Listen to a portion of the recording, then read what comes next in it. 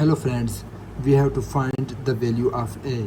This is the easiest Olympiad math question. Okay, so 2 power a plus, I can write it 2 into 2 power 1 multiply by 2 power a equal to 12.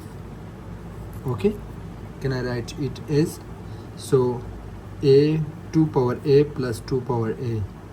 Okay, so this is 1 2 power a, this is 2 power a. Okay, so it will add up 3 multiplied by 2 power a equal to 12. Okay, I can write it 2 power a equal to both side divided by 3. I will get 12 divided by 3. Okay, sorry, it will be 12 divided by 3. So 2 power a will equal to 4.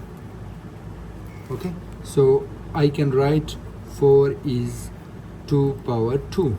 Okay, so the bases will be same in this situation, 2 power 2. So when the bases are same, the exponent we can get a equal to 2. So the right answer, the value of a is equal to 2. Thank you.